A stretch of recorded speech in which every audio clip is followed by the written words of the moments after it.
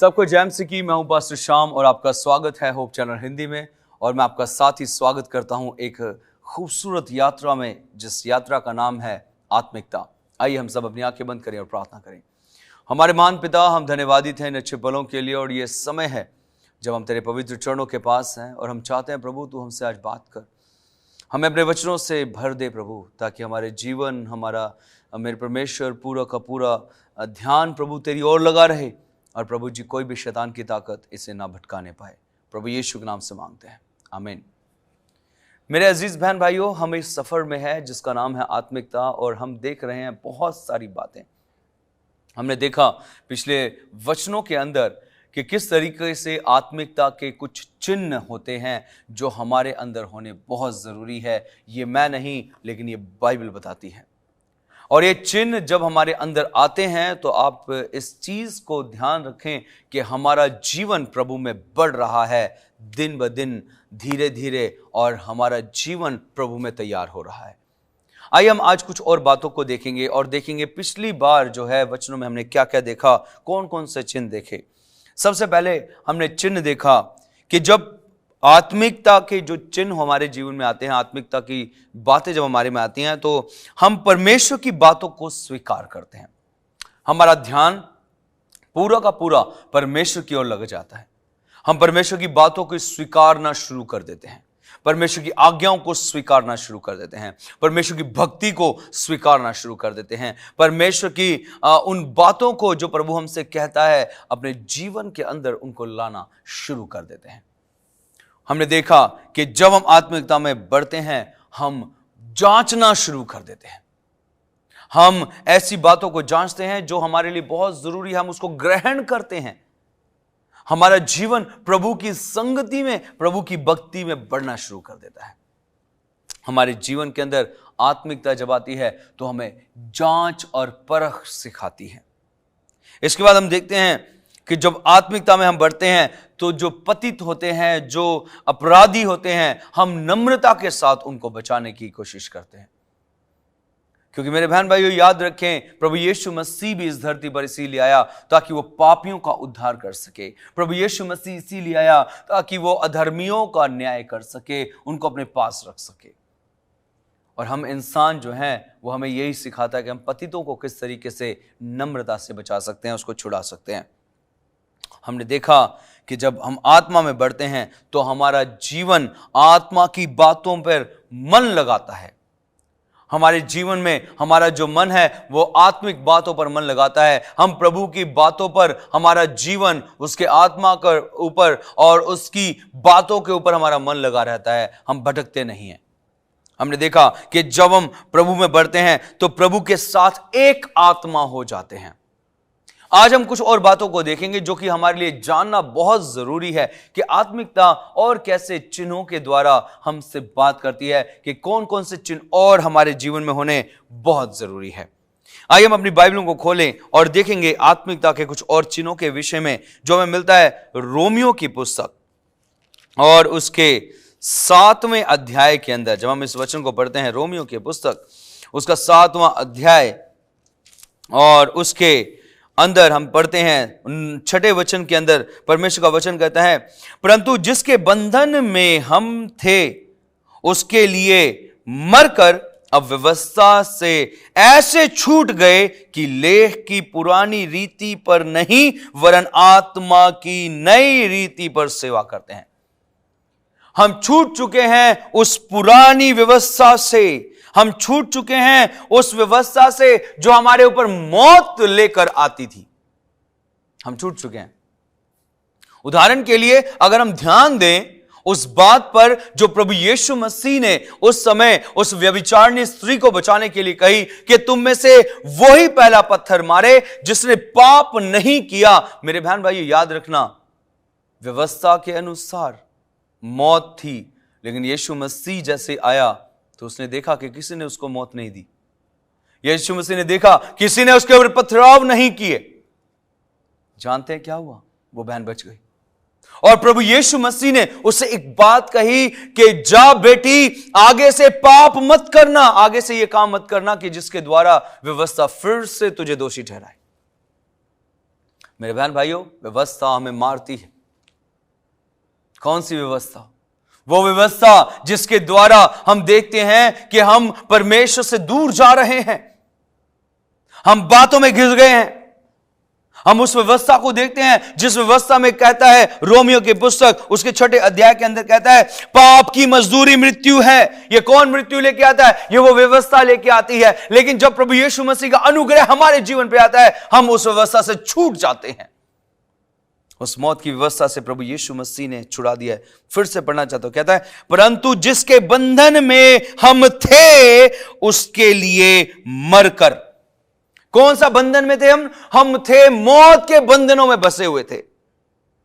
मेरे अजीज बहन भाइयों, हमारे जीवन के अंदर यह मौत थी, क्योंकि हम सब पापी करने वाले हैं, हम सब पाप से भरे हुए हैं, हम सब पापी हैं। और परमेश्वर ने हमें उस व्यवस्था से आजाद किया कि अब हमारे पास मौत नहीं आएगी। क्यों? क्योंकि प्रभु यीशु मसीह ने उस सारी व्यवस्था को अपने ऊपर लेकर हमारे लिए एक बार बलिदान दे दिया। हम बचाए जाते हैं आज किसके द्वारा? प्रभु यीशु मसीह के लहू के द्वारा। व्यवस्था से छूट जाना आत्मिकता है। जब छूट जाते हैं, याद रखें, यहां पर 2 बातें हैं जो साफ तरीके से हम देखते हैं, और वो बातें हैं, 2 प्रकार की व्यवस्थाएं थी जो वहां पर थी वैसे 3 प्रकार की। एक थी वो व्यवस्था जो नागरिकता की व्यवस्था थी, मूसा को दी गई।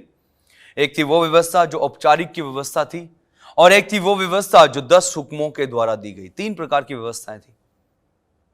एक वो व्यवस्था थी जो मूसा को दी गई इसलिए ताकि उसके अंदर वो नागरिकता की और औपचारिकता की व्यवस्था को बता सके। लेकिन यहां पर एक व्यवस्था है जिसको 10 आज्ञा है। मेरे बहन भाइयों, उसको आप अलग कीजिए, क्योंकि वो 10 आज्ञा जो है वो माननी हमारे लिए बहुत जरूरी है। लेकिन एक और व्यवस्था थी जो हमें पाप देती थी, हमें पाप में घसीटती थी। एक व्यवस्था थी जिसके द्वारा हमें यह पता चलता था कि इसके द्वारा हम मरेंगे, जिसके अंदर बताया जाता था आपने पाप किया, आपको बलि देनी पड़ेगी, जिसके अंदर पता चलता था कि आपको बलिदान देना बहुत जरूरी है। लेकिन प्रभु यीशु मसीह ने एक ही बार हमारे पापों को उठाकर उस क्रूस पे अपने आप को जड़ दिया और उस व्यवस्था से हमें आजाद कर दिया।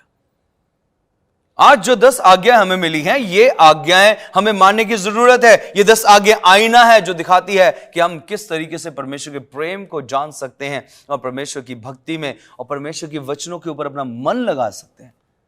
मेरे बहन भाई, याद रखें, उन औपचारिक कानूनों को, उस नागरिक कानूनों को और इन 10 आज्ञाओं को याद रखें। जब वाचा के संदूक के अंदर जो व्यवस्था रखी गई थी वो ये 10 आज्ञाएं थी, और वाचा के संदूक के बाहर जो थी वो ये 2 प्रकार की व्यवस्था थी।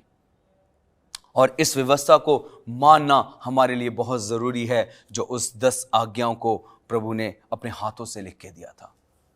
लेकिन आज हमें उस मृत्यु की व्यवस्था से प्रभु ने छुड़ा लिया है। वचन अगर हम पढ़ते हैं, अगला, उसने हमें अनंत जीवन दिया है। इसी 6 अध्याय के 22वें वचन में कहता है, परंतु अब पाप से स्वतंत्र होकर और परमेश्वर के दास बनकर तुमको फल मिला जिससे पवित्रता प्राप्त होती है। और यह पवित्रता प्राप्त होती है प्रभु यीशु मसीह के द्वारा। यह पवित्रता प्राप्त होती है यीशु मसीह के उस लहू के द्वारा जो उसने हमें हमारे लिए बहा दिया है। मेरे बहन भाइयों, यह पवित्रता प्राप्त होती है प्रभु यीशु मसीह की उस प्रेम की धारा के द्वारा जो उसने क्रूस पर हमारे लिए करी। और जब हम इस पवित्रता को प्राप्त करते हैं, उसका वचन कहता है और उसका अनंत जीवन है। और ये कौन है? ये उसका अनंत जीवन है जो हमें मिला है। मेरे बहन भाइयों, आज हमारे जीवन के अंदर हमें जानने की बहुत जरूरत है कि जो व्यवस्था हम पर मृत्यु लाती थी, प्रभु यीशु मसीह ने उस व्यवस्था को अपने ऊपर ले लिया, हमें आजाद किया। वचन आगे पढ़ते हैं, कहता है 23वां वचन, क्योंकि पाप की मजदूरी तो मृत्यु है, परंतु परमेश्वर का वरदान हमारे प्रभु यीशु मसीह में अनंत जीवन है। उसके मारे जाने से, उसके कोड़े खाने से हम चंगे हुए। मेरे बहन भाइयों, हमारा जो जीवन है वो छूट गया है। उसने हमारे लिए अनंत जीवन रख दिया है। अपने जीवन को प्रभु के पास लाएं। जब हम आत्मिकता में बढ़ते हैं तो हम उन मृत्यु की व्यवस्था से बचकर हम एक नए रास्ते पर चलते हैं, जो है अनंत जीवन का रास्ता। आइए हम आगे बढ़ते हैं। आगे अगली जो बात है वो यहां पर आती है, मसीह के लिए सब बातों को हानि समझना। जब आप प्रभु में बढ़ते हैं उसकी आत्मिकता में, तो क्या बात आती है सामने कि हम जब प्रभु में आगे बढ़ रहे हैं तो इसमें मसीह के लिए, प्रभु यीशु मसीह में बढ़ने के लिए सारी बातों को हानि समझना।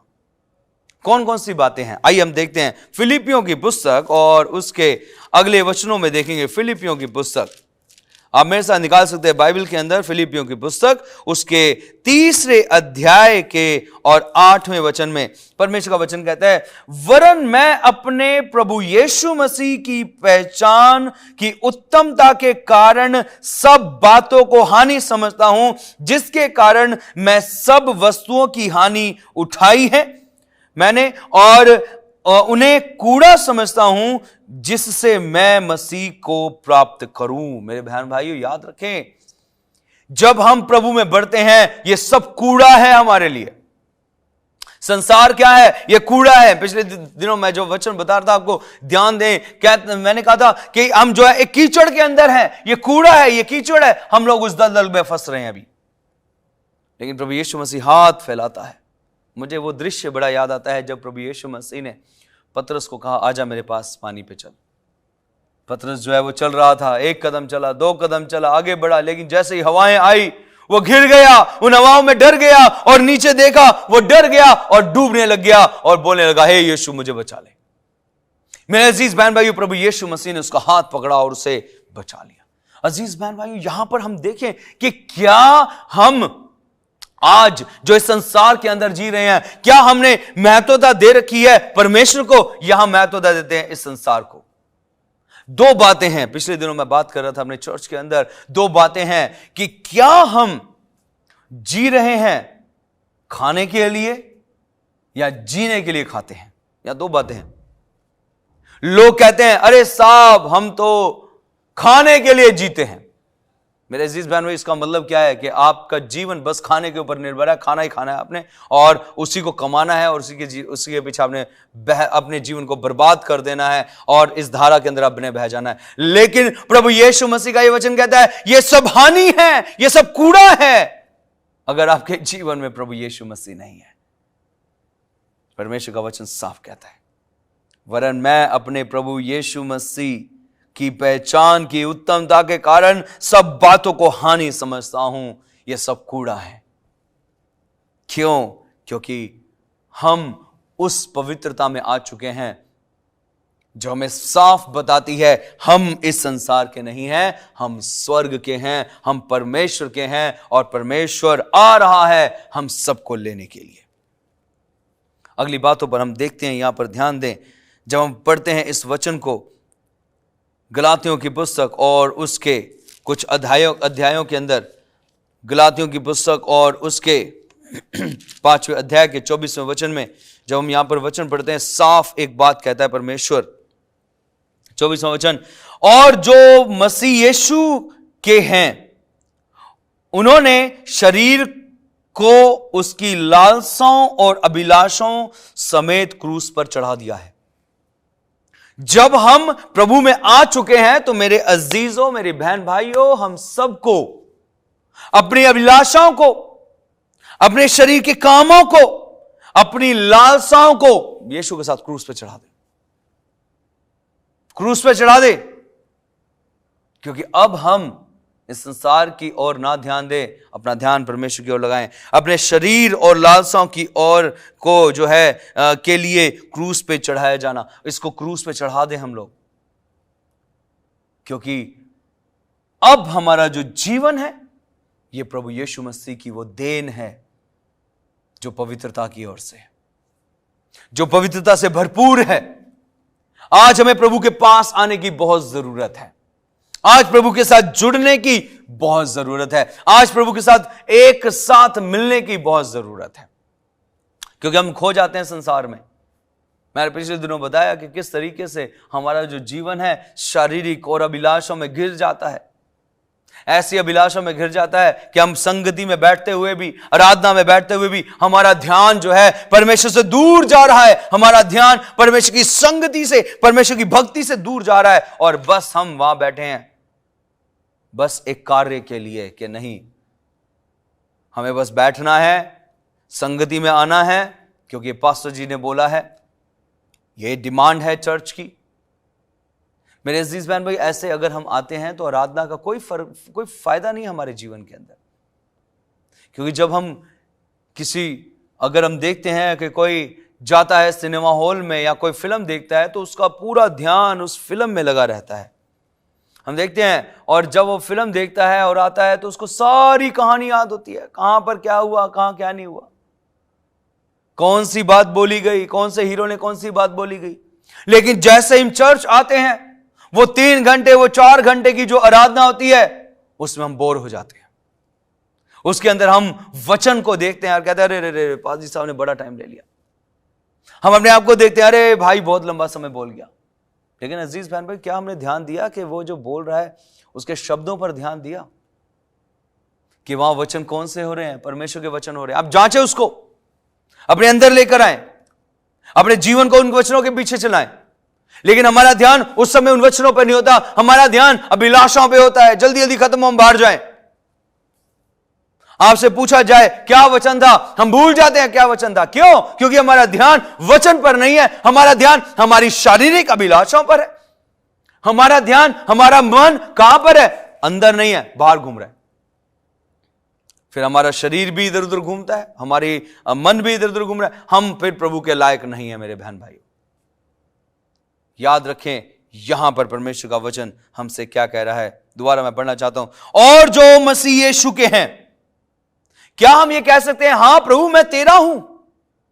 क्या हम कह सकते हैं, हां प्रभु मैं तेरी महिमा का एक पात्र हूं? क्या हम कह सकते हैं, हां प्रभु मैं तेरा बेटा कहलाता हूं? अपने नाम के आगे या फिर अपने रिलीजियस के आगे मसीही लिखवाना सब कुछ नहीं है मेरे बहन भाइयों। अपने जीवन को उस तरीके से ढालना भी बहुत कुछ है। यहां सब कुछ यही बता रहा है। कहते हैं कि जो मसीह यीशु के हैं, उन्होंने शरीर को उसकी लालसाओं और अभिलाषाओं समेत क्रूस पर चढ़ा दिया है। क्या हमने अपने शरीर की लालसाओं को, अभिलाषाओं को क्रूस पे चढ़ाया? या अभी भी हम लोभी, डींग मार और सारी बातें करने वाले हैं? हमारा जीवन प्रभु के साथ नहीं मिल सकता। हमारा जीवन अभी भी प्रभु से बहुत दूर है। हमारे जीवन में बस हम जानते हैं यीशु मसीह पर। हमने पिछले दिनों वचन पढ़ा, क्या तू विश्वास करता है यीशु मसीह पर? हम कहते हैं हम करते हैं। वचन कहता है तू सही करता है, अच्छा करता है। क्योंकि दुष्ट आत्मा भी विश्वास करती है और थरथराती है। बस हमारा जो विश्वास है उन दुष्ट आत्माओं के जैसा ना हो जाए कहीं, कि हम बस दो विश्वास करने वाले हो जाए। आप जानते हैं पूरा संसार जो है वो यीशु मसीह पर विश्वास करता है। किस तरीके से हम इस बात को समझ सकते हैं? जब आप बच्चों को स्कूलों में भेजते हैं पढ़ने के लिए, या आपने जब पढ़ाई करी होगी, आपने इतिहास की पढ़ाई के लिए एक शब्द का इस्तेमाल जरूर किया होगा। जब आप इतिहास की पढ़ाई पढ़ते हैं, ईसा पूर्व। आज से 2000 तक तो हम पहुंच गए, 2000 के बाद में कैसे पढ़ेंगे हम लोग? तो वहां पर एक शब्द को लेना पड़ेगा, और वो शब्द है ईसा पूर्व। यीशु मसीह से पहले ये घटना इतने साल पहले घटी।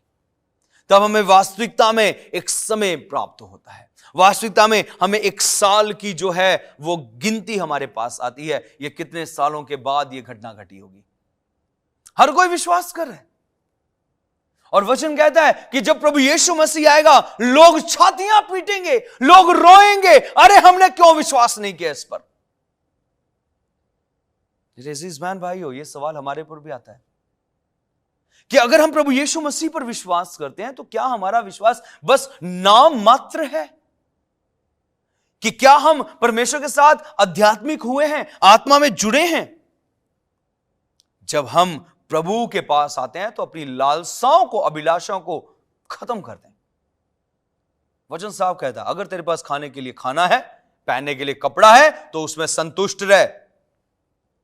दुआ प्रभु यीशु मसीह ने हमें मांगनी सिखाई है।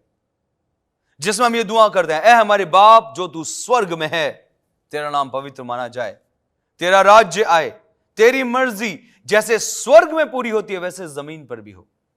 इस प्रार्थना के अंदर मांगते हैं, आज की रोटी तू आज हमें दे। प्रभु यीशु मसीह इस बात को जानते थे कि इन्हें जरूरत नहीं है संसार पर ज्यादा चीजों की, क्योंकि ये यहां के नहीं है, ये वहां के हैं। इसीलिए यीशु मसीह ने हमसे वादा किया और कहता है, मैं जा रहा हूं और जाके तुम्हारे लिए एक जगह तैयार करूंगा, घर तैयार करूंगा। जब वो घर बन जाएगा मैं आऊंगा और तुम्हें अपने साथ ले जाऊंगा। कैसे लेके जाएगा वो हमें? जब तक हम हमारा जीवन मेरे बहन भाइयों आत्मिकता में ही नहीं बढ़ेगा। कैसे लेकर जाएगा? जब हम अपने जीवन की लालसाओं को, अभिलाषाओं को बना के रखेंगे अपने अंदर। कैसे जाएगा ये जीवन प्रभु के साथ स्वर्ग में? इस वचनों के अंदर हम आत्मिकता के विषय सीख रहे हैं, हम कुछ और नहीं सीख रहे कि कैसे आपको कौन सी आशीष मिलेगी। हम उस बातों को नहीं देख रहे, हम देख रहे हैं कैसे हमें स्वर्ग मिलेगा, कैसे हम स्वर्ग राज्य में प्रवेश कर सकते हैं। बहुत सारी बातें हमने देखी है, बहुत सारी ऐसी चीजों को हमने देखा है इन वचनों के अंदर कि मेरे बहन भाइयों हमारा स्वर्ग में जाना बड़ा जरूरी है, क्योंकि उस प्रभु यीशु मसीह ने इस धरती पर आकर हमारे लहू बहाया है। हमें तैयार करने के लिए उसने अपने खून को बहा दिया ताकि मेरे बच्चे पवित्र हो जाएं, ये शुद्ध हो जाएं और इनके पाप क्षमा हो जाएं।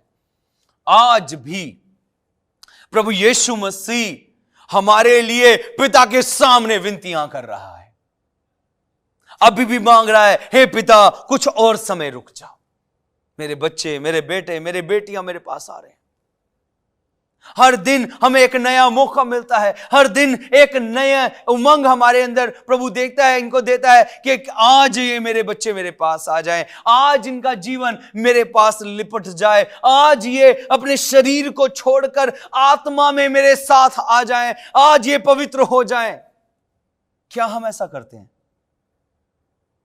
हम संसार के अंदर देख रहे हैं मेरे बहन भाइयों, लोग मर रहे हैं, लोग जो है बर्बाद हो रहे हैं बीमारियों के कारण, परेशानियों के कारण, लेकिन प्रभु हमें फिर भी मौका दे रहा है। प्रभु कहता है, आज ये मेरे पास आ जाए। मेरे अजीज बहन भाइयों, हमें आना है उसके पास। कैसे आना है? शरीर को, उसकी लालसाओं को, उसके अभिलाषा को छोड़ दें और उस परमेश्वर के पास आए। हम देख रहे हैं कि किस तरीके से प्रभु में बढ़ा जाए और किस तरीके से जब हम आत्मिकता में बढ़ते हैं उसके चिन्ह हमारे अंदर दिखते हैं। हम परमेश्वर की बातों को स्वीकार करते हैं, हम सब कुछ जांचते हैं, हम पापियों को नम्रता के साथ, उन भाई बहनों के साथ प्रेम के साथ बर्ताव करते हैं, उन्हें छुड़ाते हैं, हम आत्मा की बातों पर मन लगाते हैं, हम प्रभु के साथ एक आत्मा हो जाते हैं, हम उस व्यवस्था से छूट गए हैं, हम अनंत जीवन की व्यवस्था में प्रवेश कर चुके हैं। हम मसीह के साथ सब बातों को हानि समझते हैं जो संसार के अंदर है, और हम अपनी अभिलाषाओं को, अपने शारीरिक कामों को उस क्रूस पे चढ़ाते हैं जब हम क्या होते हैं? आत्मिकता में बढ़ते हैं।